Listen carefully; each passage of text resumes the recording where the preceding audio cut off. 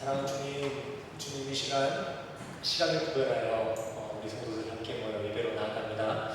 지난 시간 주님께서 사마리아 여인에게 생명의 물을 베풀어 참 진리를 받게 하셨던 것처럼 오늘 예배로 모인 우리 모든 성도들에게도 그 생명의 물을 충만히 부어주셔서 여기에 모인 우리 모두도 그 진리의 기쁨을 누릴 수 있도록 함께하여 주시옵소서. 영광 받기에 합당하신 주님의 이름을 찬양합니다. 홀로 영광 받아주시옵소서. 감사합니다. 예수 그리스도 이름으로 기도드렸습니다. 아멘. 우리 가장 먼저 찬양으로 주님 앞에 나아갑시다. 우리 첫 찬양 태산을 넘어 함께 찬양하시겠습니다.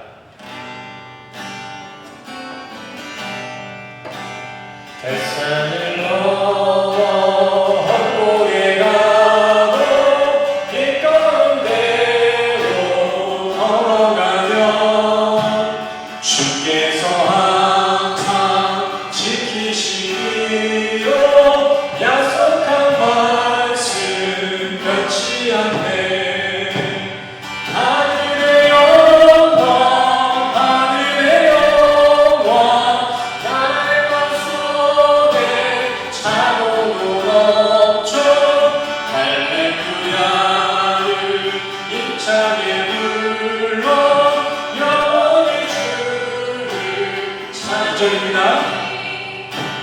캄캄한 밤에 다닐지라도 주께서 나의 길 되시고 나에게 밝은 빛이 되시니 길 잃어버린 염려 없네.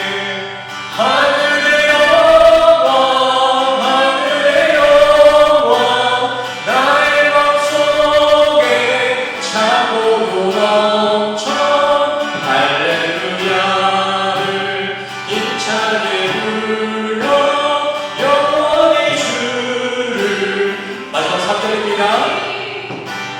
완벽한 금이 마음에 받아 영원한 천국 바라보고 할렐루야를 힘차게 불러 날마다 빛에 걸어가.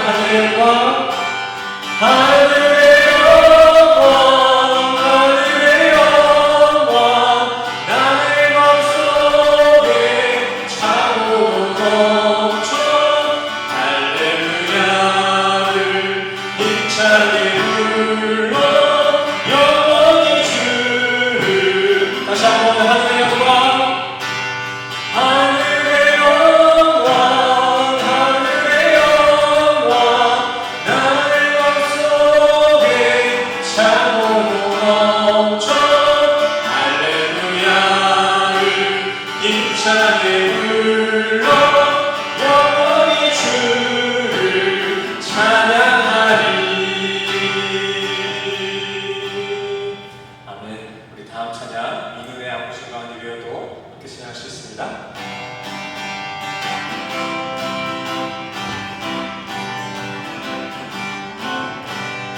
이 눈의 아버지가 하늘의 여보 믿음만을 가진 곳을 걸으며 이 귀에 아무 소리 아니 들려도 하나님의 약속 위에 서리라. 걸어가세 믿음 위에 서서 나가세 나가세 의심 버리고 걸어가세 믿음 위에 서서 눈과 귀에 아무 증거. 2절입니다. 이 눈이 보기에는 어떠한지 이미 여러 증거된 것을 믿으며 이 맘에 의심 없이 살아갈 때에 우리 속은 주 안에서 이루리. 걸어가세 믿음 위에 서서 나가세 나가세 의심 버리고 걸어가세 믿음 위에 서서 눈과 귀에 아무. 3절입니다. 당신의 주님의 거룩함을 두고 맹세한 주 하나님 아버지는 참 믿구나. 그 위에 모든 약속 믿는 자에게 능치 못할 의심이. 아멘. 걸어가세 걸어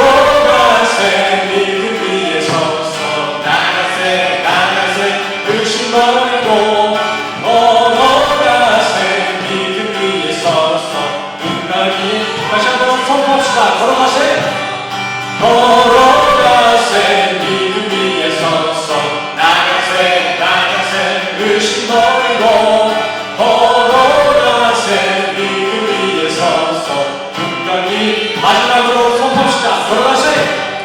걸어가세 믿음 위에 서서 나가세 의심 버리고 걸어가세 믿음 위에 서서 굳건히 아무 증거 없어도. 아멘. 우리 이 믿음 가지고 오늘 본 말씀 보도록 하겠습니다. 오늘 함께 보실 본 말씀은 요한복음 4장 43절에서 54절까지 말씀 드리겠습니다. 오늘 4장 마무리가 되겠죠. 오늘 함께 보실 본 말씀을 요한복음 4장 43절에서 54절까지 말씀 우리 함께 듣도록 하겠습니다. 네.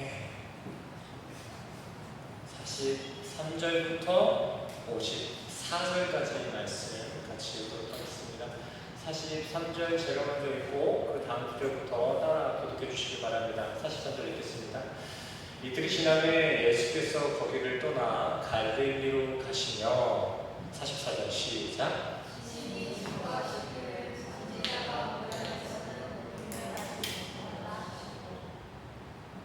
갈릴리에 이르시매 갈릴리인들이 그를 영접하니 이는 자기들도 명절에 갔다가 예수께서 명절 중 예루살렘에서 하신 모든 일을 보았습니다.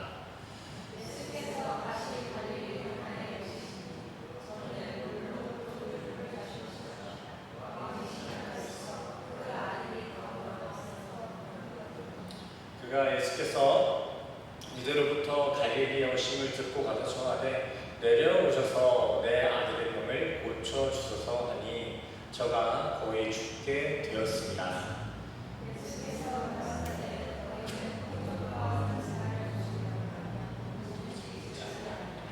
신하가 가로되 주여 내 아이가 죽기 전에 내려오소서.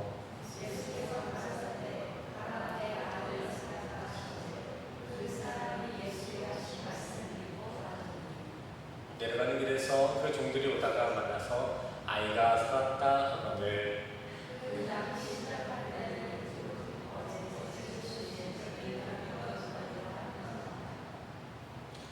아비가 예수께서 내 아들이 살았다 말씀하신 그때인 줄 알고 자기와 그 온 집이 다 믿으니라. 54절은 같이 계십니다. 54절 시작. 이것은 예수께서 유대에서 갈릴리로 오신 후 행하신 두 번째 표적이니라. 아멘. 할렐루야. 오늘도 말씀을 찾아 이곳에 오신 성도들은 주님의 이름으로 환영합니다. 비가 와서 그런지 또 잘 나오시는 분들도 안 보이시네요. 참 이 성경을 알아가는데 중요한 것은 이렇게 인내와 끈기라고 생각합니다. 목요일날, 평일날 주님에게 예배로서 시간을 지킨다는 게 쉽지 않겠지만 이렇게 차근차근 이렇게 빠지지 않고 이렇게 말씀을 준비하셔야 그것이 우리의 신앙이 될 거고 또 신앙의 시작이 되니까 웬만하면 빠지지 않고 함께 참여해 주시기 바랍니다. 자, 오늘 본문 말씀을 보시면요, 이제 예수님께서 그간 이제 사마리아 지역, 그 유대인들의 근교의 땅이었던 사마리아 지역에서의 사역을 마치고 이제 다시 갈릴리 지역으로 돌아오고 계십니다. 물론 예수님이 태어나신 것은 베들레헴입니다. 베들레헴. 잠시만요. 지금 이렇게 예수님께서 그 사역지를 사마리아에서 갈릴리로 옮기고 있습니다. 근데 갈릴리 지금 예수님의 고향이라고 말씀드렸는데 본래 예수님의 고향은 정확하게 말하면 베들레헴이 맞습니다. 하지만 예수님께서 유년기 때부터 자라온 곳은 갈릴리입니다. 갈릴리. 그래서 예수님의 고향이라고 그러면 보통 베들레헴이라고도 하지만 갈릴리로 칭하는 경우도 많이 드러나고 있습니다. 또 간혹 나사렛 예수라는 이름에 친숙함을 가지고 있어서 예수님은 나사렛 출신이시구나 해서 이 갈릴리를 부인하는 경우도 있는데 정확하게 말씀드리자면 이 갈릴리 안에 저 나사렛이라는 지역이 있는 거예요. 갈릴리 예수나 나사렛 예수나 똑같은 거겠죠. 좀 예를 쉽게 들어보자면 대한민국 안에 경기도가 있고 경기도 안에 또 도시가 있고 또 이런 것처럼 저도 갈릴리 안에 나사렛이 있었던 거예요.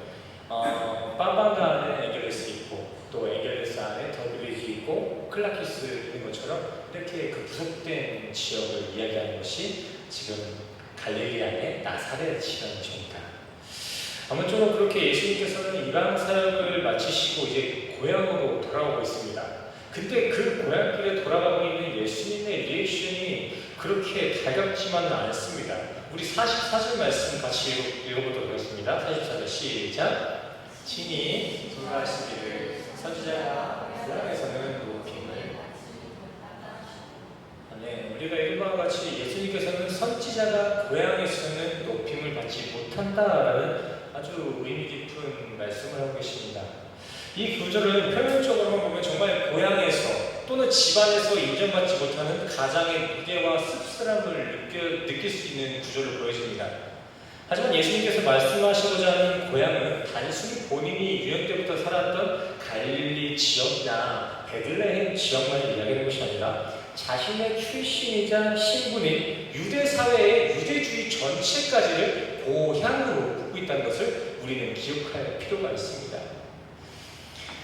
그 말인즉슨 오늘 구절은 단순히 가정에서 집안에서 인정받지 못하는 처량함을 목적하고 있는 구절이 아니라 유대주의 사회에서 배척당하시는 예수님의 사역 현장을 지금 적나라하게 들어주는 구절이 오늘 요한복음 44절 말씀이라는 것입니다.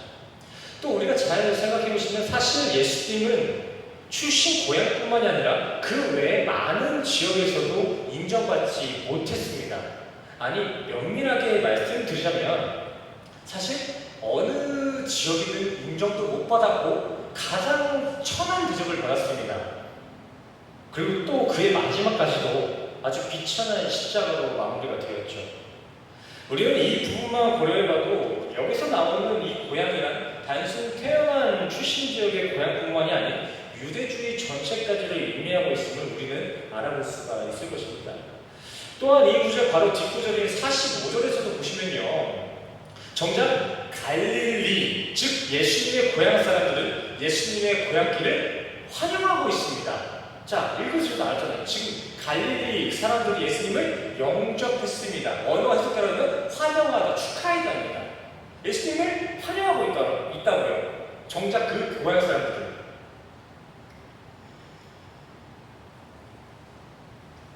이것만 봐도 우리는 이 44절 말씀을 단순히 출신 지역만으로 해석해서는 안 되는 것입니다.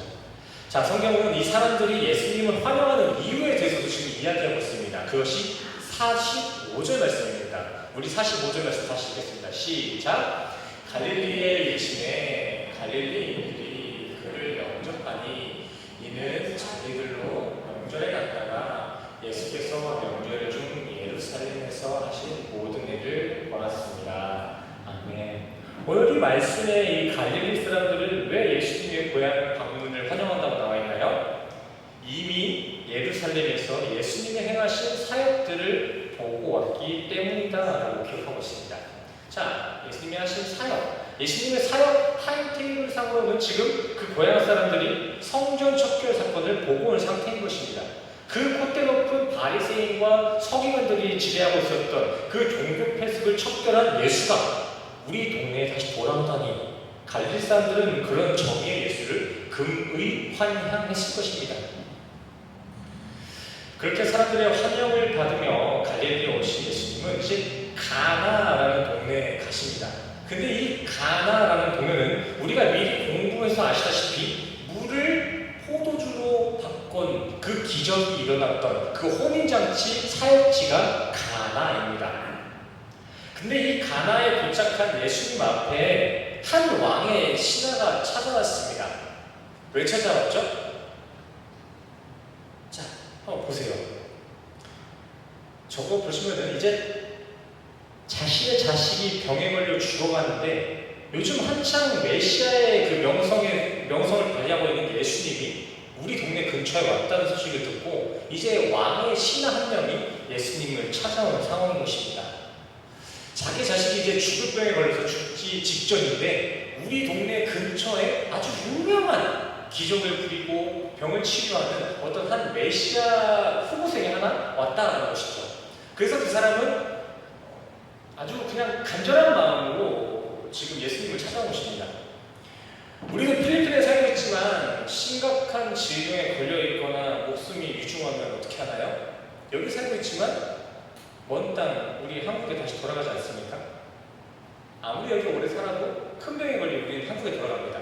왜죠? 병을 치료해야 되는 거 아니겠습니까? 그러니까 거리가 멀고 비용이 많이 들어도 우리는 병이 들면 한국에 가서 갑니다. 그렇게 왕의 신하도 자신의 자식이 죽을 병을 치료해보고자 가버나움에서 34km나 떨어져 있는 가나에 계신 예수님을 찾아온 상황인 것입니다. 본문에 나오는 이 병자의 아비는 말 그대로 왕의 신하였습니다. 성경은 보통 일반 신하들을称할 때는 그냥 나라에서 일하는 사람들을 이야기할 때는 나라의 관료, 나라의 신하라는 표현을 사용하는데 오늘 본문에 이 사람을 표할 때는 다른 말을 쓰고 있어요. 바실리코스라는 단어를 사용하는데 이 바실리코스라는 단어는 그냥 신하, 일개의 신하가 아니라 왕족이나 귀족을 의미하는 것이 바실리코스, 왕의 신하였습니다. 바실리코스. 귀족급의 고위 관직이었거나 말 그대로 왕과 관련이 있는 친인척, 왕족일 가능성이 상당히 큰 사람이었어요. 그렇게 왕족일지 귀족일지 모르는 당시 상위 계층의 사람이 자기 자식의 병을 고쳐보고자 34km나 되는 먼 거리를 찾아온 것입니다. 자기 자식 병 한번 고쳐보려고. 근데 우리가 생각하는 일반 도로를 떠올리시면 안 됩니다. 당시 2000년 전 당시 저 이스라엘 땅의 그 지형을 보시면 산으로 덮여 있죠. 물을 끼고 있어요. 비포장도로입니다. 저렇게 산 지형, 험악한 산 지형 34km를 그 왕족이 걸어왔다라고 지금 상상해 보시면 좋을 것 같습니다. 왜요? 아들의 병을 치료하려고. 하지만 예수님은 그런 왕족의 간청에 조금 냉담한 반응을 보이시죠. 47절 같이 읽겠습니다. 48절 시작. 예수께서 가라사대 너희는 표적과 기사를 보지 못하면 도무지 믿지 아니하리라. 너희는 당최 표적이 없으면 내가 메시아인 것을 이해하지 못하는구나. 한탄하고 계신 거예요. 내가 봤을 땐 표적이 없으면 너희들은 나를 환영하지도 않았을 거고 이렇게 병 때문에 나를 찾아오지도 않았을 것이다 라는 것이죠. 그런데도 그 왕의 신하는 예수님을 다시 쪼릅니다. 여기 본문 말씀에는 그래도라는 표현이 없는데 원어에는 그래도라는 표현이 있어요. 그래도 주님, 우리 아이를 좀 살려주십시오. 우리 애 죽기 직전입니다. 우리 아이가 죽기 전에 우리 집만 한번 찾아와 주십시오, 예수님. 자, 근데 한번 생각해 보시기 바랍니다. 허중이나 중국의 화타라고 할지라도 환자를 직접 만나지 못하면 그 환자의 병을 고칠 수 있을까요? 없을까요? 아무리 유명한 명이라고 해도 그 환자를 직접 만나지 아니하고 손을 대지 아니하면 고칠 방도가 없습니다. 유명한 의사라 할지라도 환자에게 가서 진단을 하고 수술을 해야 하는 것이지 그냥 가라고 해서 멀리서 원격으로 치료할 수 있는 사람은 한 명도 없습니다. 그래서 오늘 본문의 그 왕의 신하도 예수님을 의사처럼 여기며 직접 그 예수님을 가버나움까지 모시려고 지금 이렇게 쫄르고 있는 것입니다. 만나면 전부가 아니라 실제 자기 자식을 치료해야 합니다. 상식적인 행동이었겠죠. 근데 이에 이어서 예수님은 가버나움으로 가지도 아니하시고 그저 그 신하에게 거반 죽은 네 아들에게 이제 생명을 불어놨으니까 가라! 라는 명령을 하십니다. 아직 그 아들을 보지도 못했는데 예수님께서는 가라! 네 아들 이미 나았다! 라는 말씀을 하십니다. 거반 죽은 네 아들 생명 붙었다. 근데 또 여기서 재밌는 것은 그 왕의 신하는 그런 예수님의 말을 듣고 진짜 그 아팠던 그 아팠던 아들에게 돌아갑니다. 말씀을 보세요. 예수의 하신 말씀을 믿고 가더니 예수님이 나았으니까 가봐라 라는 말씀을 듣고 그 사람은 진짜 집으로 돌아갔다는 것입니다. 성도님들, 이게 너무 무모하고 너무 맹목적인 순종을 드릴 수도 있겠지만 이런 것이 바로 믿음입니다. 믿음. 내 상식과 이성이 아닌 그저 말씀에 순종하여 행함으로 얻는 믿음. 그렇지 않습니까? 성경 말씀을 보다 보면 우리 상식에 맞지 않을 때가 너무나 많아요. 어떻게 이대로 세상을 살아요? 라고 하지만 하나님이 주신 것은 이대로 살 수 없는 이 말씀입니다. 하나님이 주신 것은.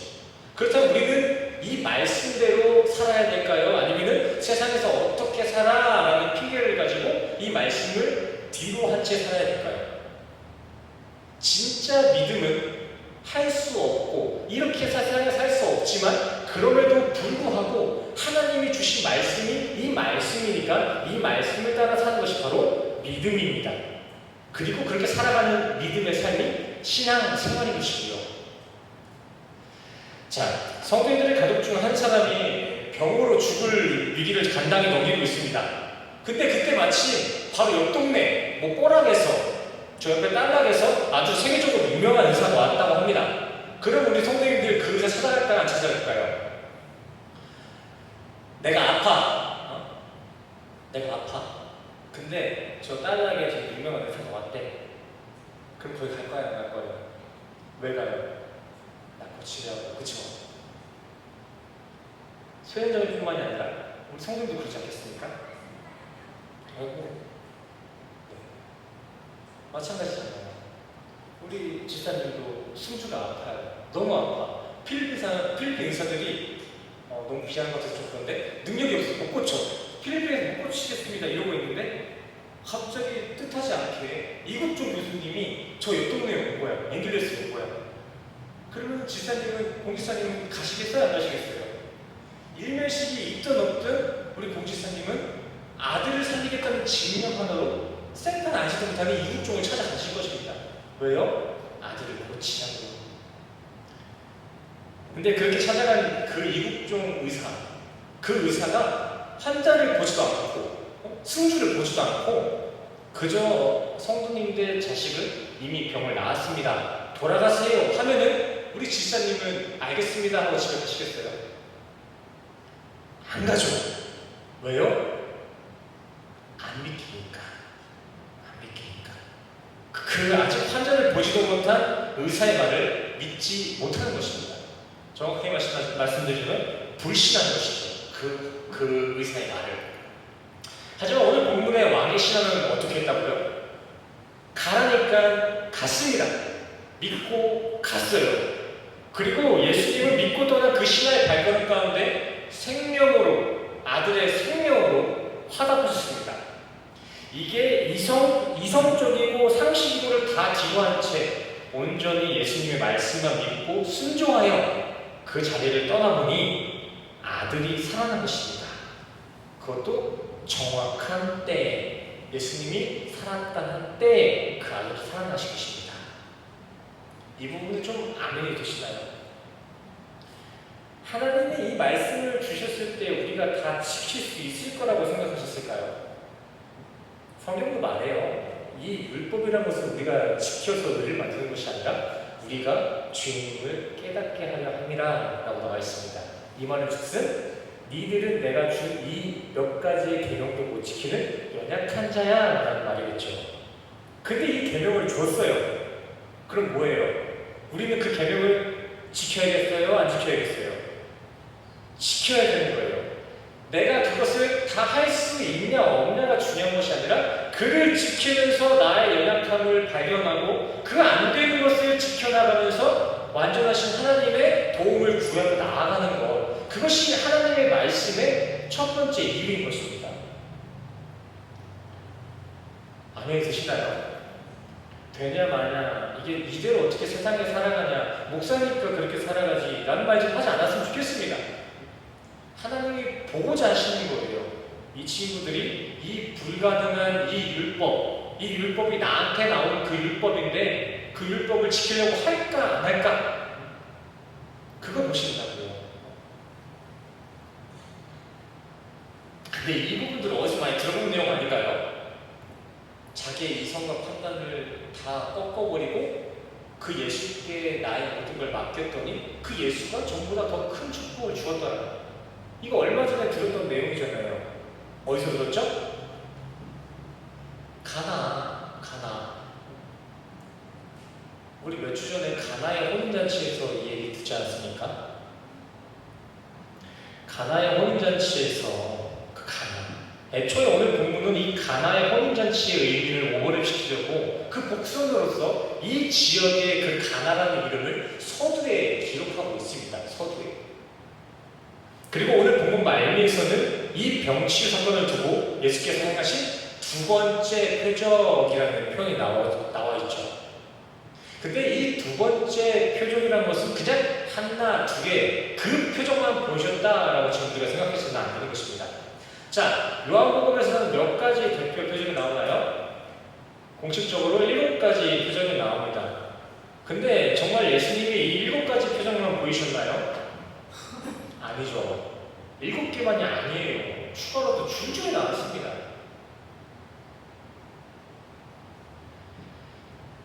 그리고 또 성경 말씀, 요한복음 20장 말씀에서도 이에 관한 뒷받침을 해주고 있죠. 자, 30절이네요. 우리 요한복음 20장 30절에서 31절 하시겠습니다. 시작!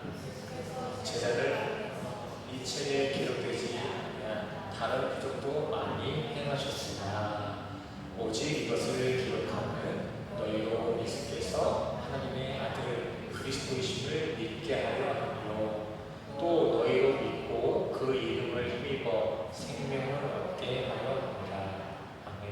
말씀과 같이 예수님이 공생 가운데 백성들에게 보여주셨던 표적은 7가지 그 이상이었습니다. 오늘 이 책을 읽은 요한도 그렇게 얘기하고 있잖아요.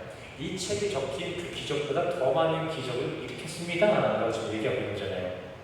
하지만 오늘날 이 성경이 예수님의 표적을 지문할 때 7가지로만 정의하고 있는 이것은 이 7가지로 그 많은 표적들의 목적을 하나로 나타내고자 하는데 그 7표적으로 응축된 예수님의 하나의 목적은 예수가 하나님의 아들이며 그리스도임을 믿게 하는 것이고 또 우리가 이 믿음으로 생명을 얻게 하는 것이다 라고 지금 기록하고 있습니다.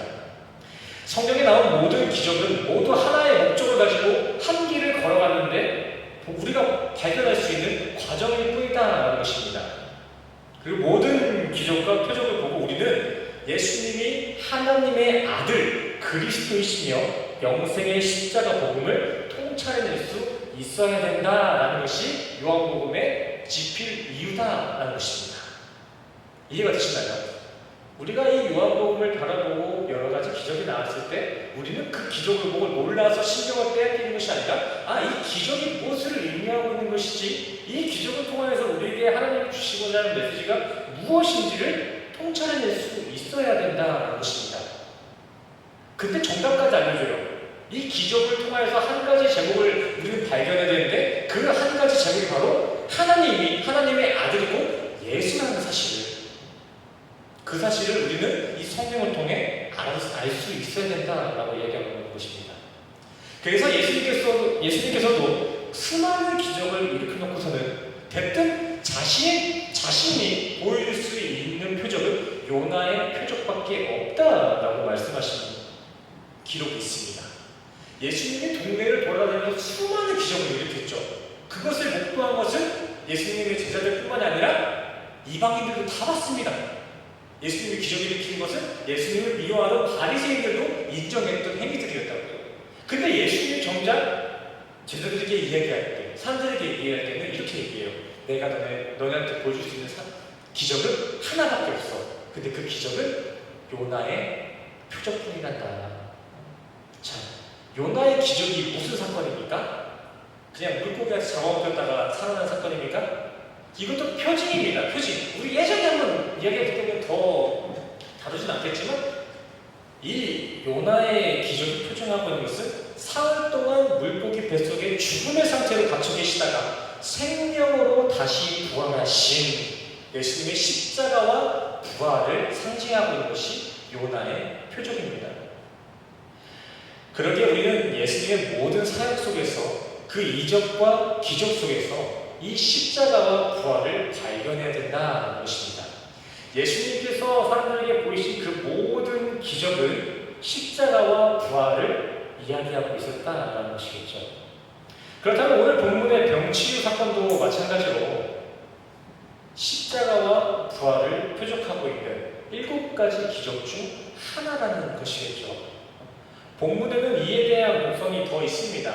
자, 43절 보십시오. 자, 오늘 본문의 이 사건이 있기에 앞서 예수님이 며칠이 지남에 라고 나와 있나요? 며칠이 지남에? 이틀이 지남에. 이틀이 지났어. 그럼 며칠이에요? 3일. 하루 이틀, 3일 이렇게 되잖아요. 지금 이틀이 지났으니까 3일입니다. 자, 3일은 뭐예요? 사흘. 성경에서는 사흘이라고 하잖아요. 4일은 뭐예요? 나흘. 이것 좀 헷갈릴 수도 있는데 기억하셔야 돼요. 3일이 사흘, 4일이 나흘입니다. 이렇게 지금 예수님께서 이 갈릴리에 온 시기가 사흘입니다. 사흘. 자, 그럼 예수님이 죽으시고 다시 살아난 그 기간은 며칠입니까? 사흘. 또 요나의 뱃속에서 며칠 계셨죠? 사흘. 또 마찬가지로 십자가와 부활을 나타내고자 했던 첫 번째 기적, 그때도 언제 이 혼인잔치가 일어났죠? 사흘 되던 날. 그리고 오늘 본문의 사흘이 지나 예수님이 보이신 기적 또한 어떤 기적입니까? 내 이성과 상식을 부인하고 말씀만 철저히 믿고 떠나갔기에 거반 죽은 아이가 살아난 부활, 치유 사건입니다. 곧 오늘 이 사건은 하나님의 말씀에 철저히 순종하여 십자가에 올라가 죽으시고 사흘 뒤 참 생명으로 부활하신 예수 그리스도의 십자가와 부활 사건을 예표하고 있는 사건이다라는 것입니다. 알레고리틱하다라고 오해하실 수 있겠지만 성경은 이렇게 보는 게 맞습니다. 이게 맞아요. 우리는 오늘 본문 말씀을 통해서 이 십자가와 부활을 경험할 수 있어야 된다는 것입니다. 조금 더 면밀하게 말씀드리자면 우리는 오늘 본문뿐만이 아니라 우리는 이 성경의 66권이라는 성경 66권 모두를 통해서도 예수와 또 예수가 그리스도 되심을 발견할 수 있어야 된다는 것이죠.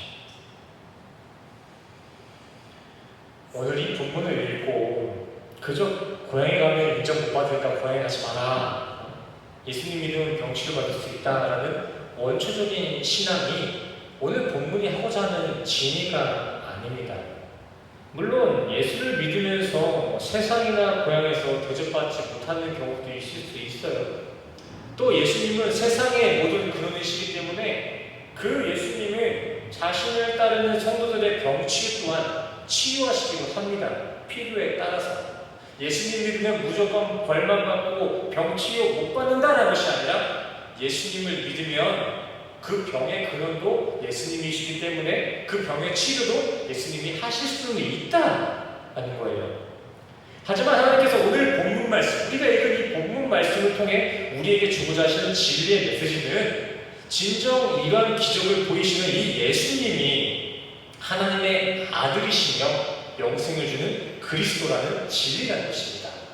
오늘 말씀을 통해 우리에게 허락하신 우리의 진리는 이 말씀을 통해 예수가 진짜 하나님의 아들이시고 생명을 주는 그리스도구나라는 걸 깨닫게 하려 함에 있다는 것입니다. 우리는 이거 한 줄만 배워가면 되는 것입니다. 여러 가지 역사로도 풀어낼 수 있고 연대기적으로도 제가 이렇게 공부한 대로 다 말씀드렸지만 우리는 이거 한 줄만 가져가면 되는 거예요. 오늘 본문을 통해서.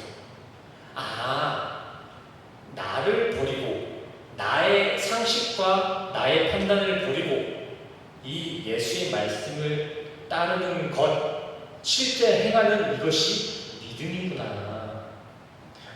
이러한 병치유나 원했던 연약한 신앙인들 또한 말씀에 순종하니 참 생명을 마주하는 거듭난 믿음이 되는구나.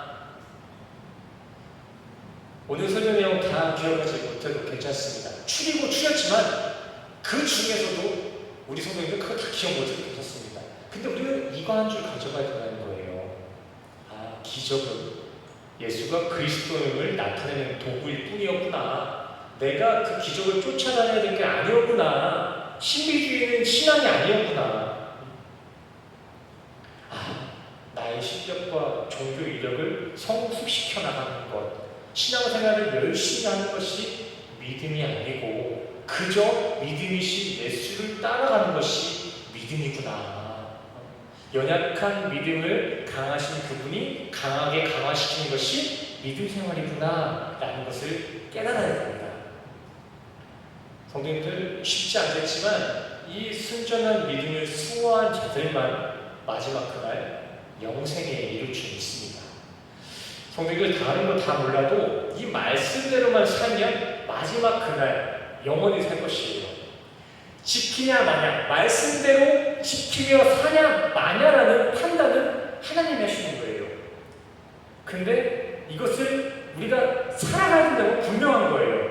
100% 지킬 수 없지만 이 말씀을 하는 대로 우리가 살아가야 되는 것은 분명한 진리라는 것입니다. 누구는 20개 지킬 수 있고 누구는 40개 지킬 수 있겠지만 그런 비교에 의한 심판이 아닙니다. 우리가 그 말씀대로 살았냐 안 살았냐 라는 그 하나의 기준이 있다는 거예요. 하나의 기준. 그리고 그 말씀대로 살았냐 안 살았냐는 예수로서 종말이 됩니다. 예수랑 같이 살았냐 안 살았냐, 얼마나 깊게 사겠냐 얇게 사겠냐를 보시는 것이 아니라 너 세상에 살아가면서 예수랑 살았어 안 살았어, 그거 보시는 거예요.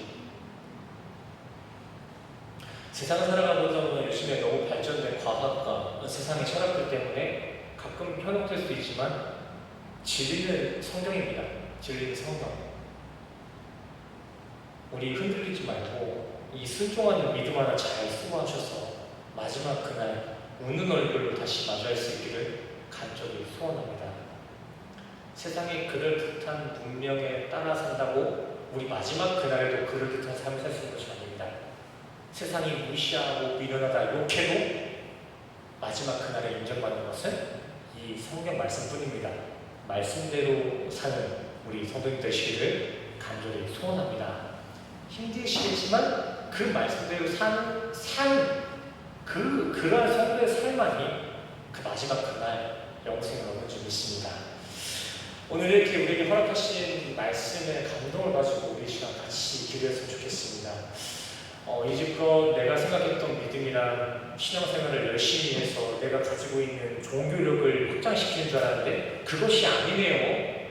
지금 이 시간부터라도 믿음의 주님이신 그 하나님만 따라가길 원합니다. 주님과 하나 되는 그 믿음 이렇게 허락하여 주시옵소서. 이 신앙의 고백을 가지고 우리 이 시간 찬양하고 기도하는 시간 되겠습니다. 우리 함께 하실 찬양은요, 여기에 모인 우리입니다. 우리 함께 찬양하시고 기도하는 시간 이어가겠습니다.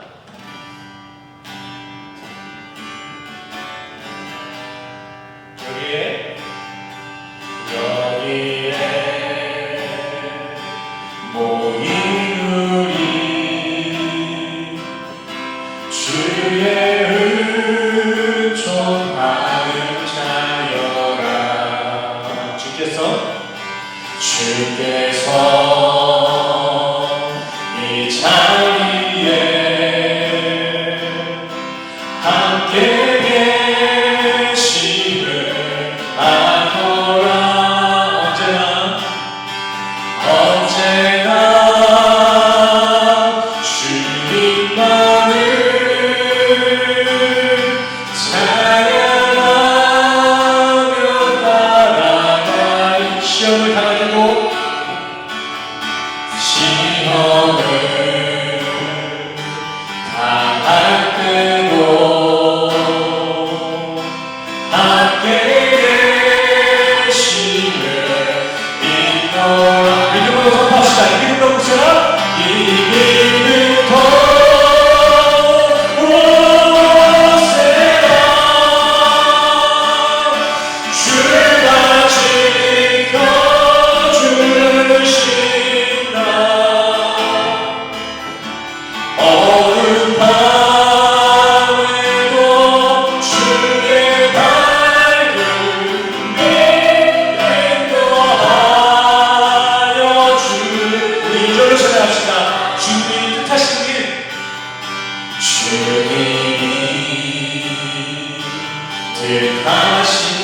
헤아리지 못할지라도 헤아리기 어렵더라도 언제나 주트단에 언제나 주트단에 내가 있음을 아노라. 내 사랑과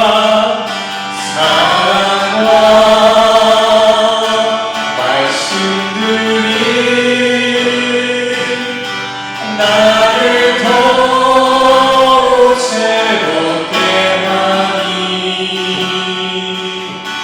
때로는 넘어져도 최후 승리를 믿음으로 선포합시다. 이 믿음 더욱 세라. 이 믿음 더욱 세라. 주가 지켜주신 나. 어둠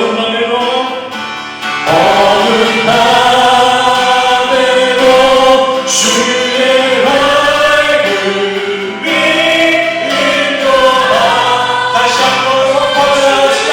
이 믿음 더욱 세라. 할렐루야. 이 믿음 더욱 세라. 주가 지켜주신 나. 어둠 밤에도 주의 밝음이 인도하여 주. 하나님의 백성 예루살렘아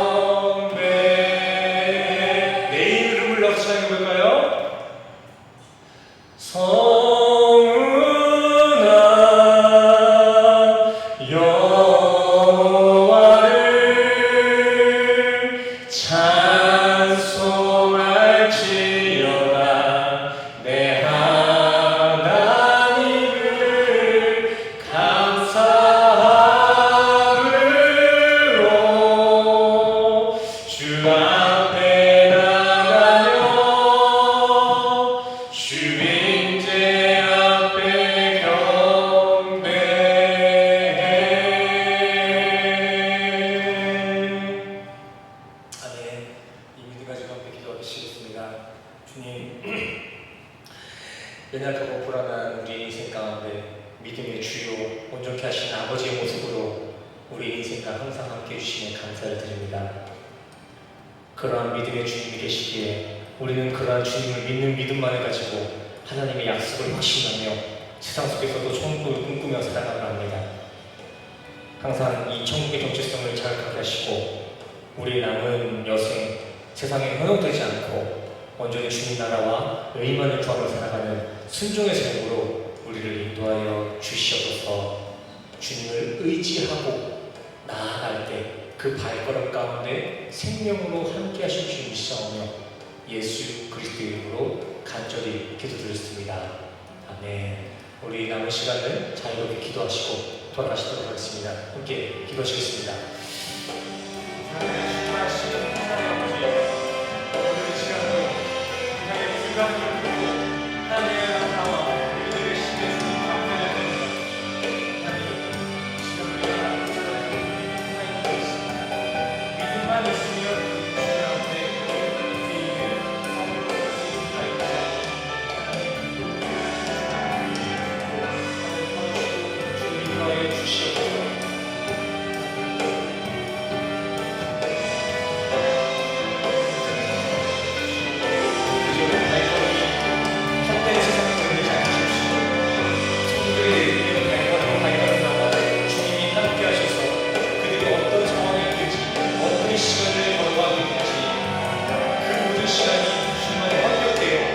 마지막 그날 하나님의 칭찬받는 서울 시간이 되도록 하나님 함께 주시옵소서. 이러한 믿음을 가지고 주님 앞에 나아가는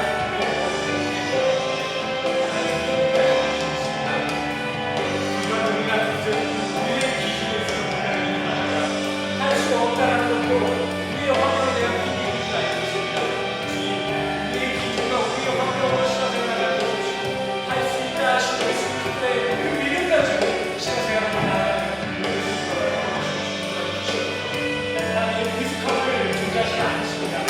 하나님께서는 하지 못한, 성까지 못하는 성도가 아니라 마지막에 이루실 그 광야의 문을 향해 나아가는 성도들의 그 열심을 보여 원하시니 주님 다시 그러게 하여 주시옵소서. 첫사랑을 잃고 가지고 있었던 그 신앙의 열정을 가져왔던 우리 신앙의 그 모습들을 다시 바라보게 하셔서 다시금 우리 앞에 신앙의 열정을 나아갈 수 있도록 하나님 붙잡아 주시옵소서.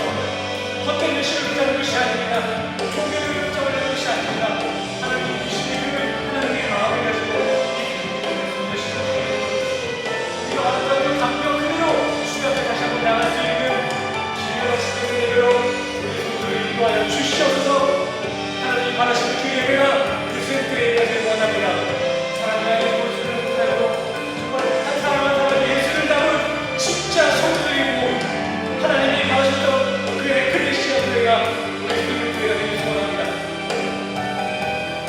천만 모아있는 가운데 예수님 천국에 하나도 없는 그런 공허한 얘기가 아니라 두 사람이 모이고 세 사람이 모일지언정 그들의 그 둘과 셋이 전부 다 하나님의 와보시기에 의를 제공할 수 있는 그 얼마나 믿음의 의를 있는 그 진짜 힘자 그 얼마나 교회가 우리 성도들의 손으로 하나님 도와주시고 주님 인도하여 주시옵소서.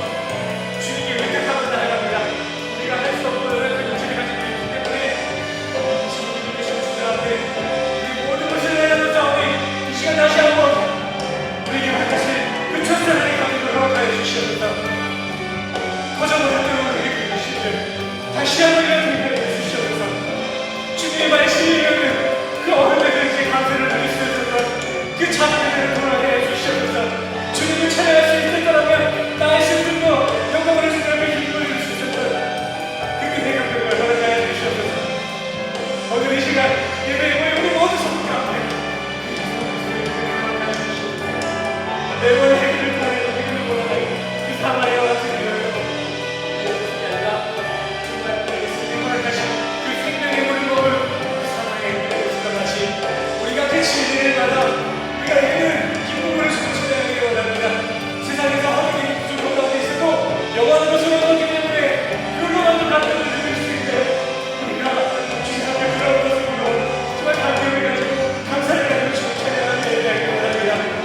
우리 성도 한 사람 한 사람을 기억하여 주시옵소서. 오늘 우리 힘을 주시고 이제를 주시고 우리 마음을 주시고 우리 삶을 주시고 우리 하나님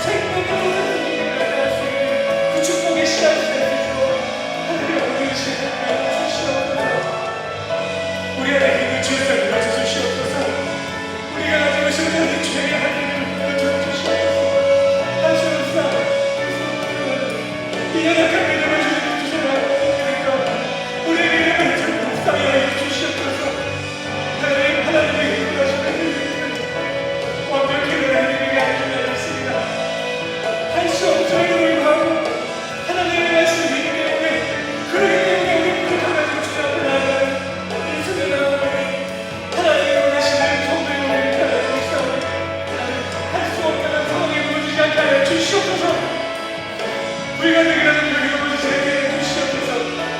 언제든지 우리와 함께 하시는 건강하시고 소통하시고 불가능한 영을 가득히 하시는 그 예수 그리스도의 공로와 은혜를 향하여 주어지는 시간을 그 시간 안에 나아갈 수 있는 우리가 될 수 있도록 하나님 도와주시고 주님을 주시옵소서.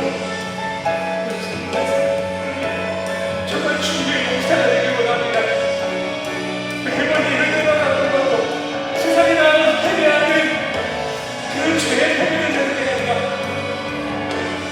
오늘 이 시간부터 주님의 용사가 우리의 삶에서 통하여서 세상에 나가면서도 예수 그리스도와 함께 승리를 전하고 나갈 수 있는 승리의 용사로서 우리 주님의 모든 성도를 지키시고 인도하여 주시옵소서.